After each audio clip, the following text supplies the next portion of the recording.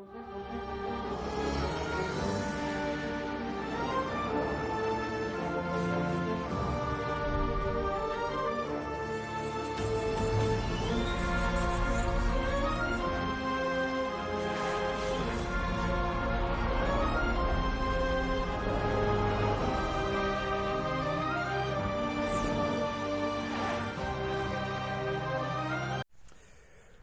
ça a l'air bon Stéphane?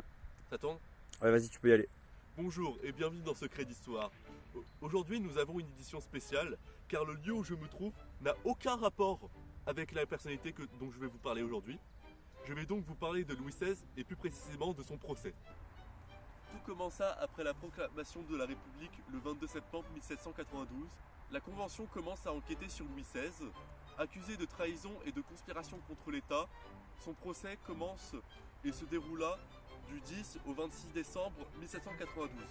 Tout d'abord, une enquête fut menée par la recherche d'informations et par la découverte de documents compromettants et de l'armoire de fer.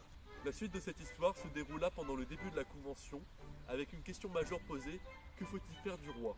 Certains députés de l'Assemblée pensent qu'il mérite un sursis temporaire, d'autres qu'il ne mérite pas du tout de procès, et enfin, d'autres pensent qu'il mérite d'être exécuté immédiatement, comme Maximilien de Robespierre. Le roi est amputé de 33 crimes différents, comme par exemple sa tentative de dissolution de l'Assemblée nationale le 20 juin 1789, sa tentative de fuite à Varennes le 21 juin 1791, et d'avoir donné l'ordre de tirer et de faire couler le sang des Français le 10 juin 1792. Du 10 au 26 décembre 1792, le roi est interrogé et défendu par ses trois avocats, Lamoignon, de Malherbe, De Sèvres et Tronchet. Le jugement du roi se déroula le 15 janvier 1793. Le vote se déroula... Ça va Stéphane? Ouais, ça va. Tu pourras couper ça au montage. Putain de cailloux!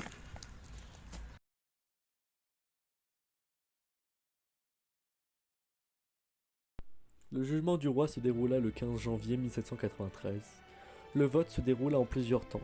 Tout d'abord, le vote a servi à déterminer si le roi était coupable de conspiration contre la liberté publique et d'attentat contre la sûreté générale de l'État ou non. Le vote s'est terminé par oui. Ensuite, le vote a servi à déterminer si le jugement sera soumis à l'appel du peuple ou non.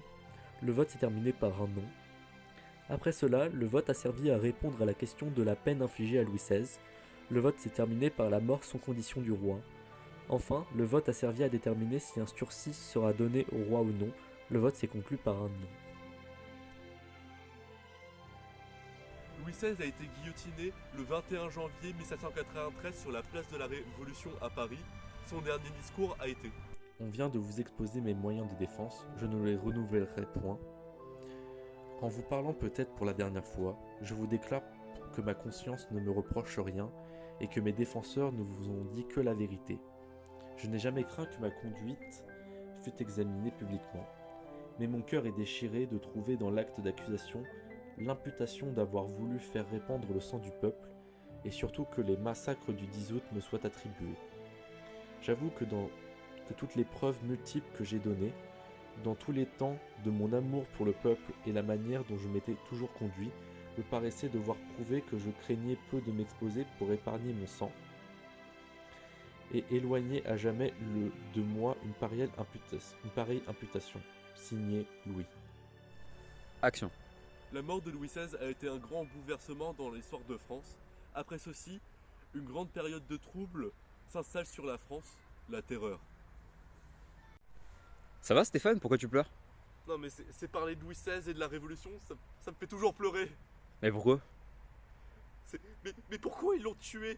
Pourquoi il est mort? La monarchie me manque, la France me manque. Pars, tu ne peux pas comprendre ma douleur.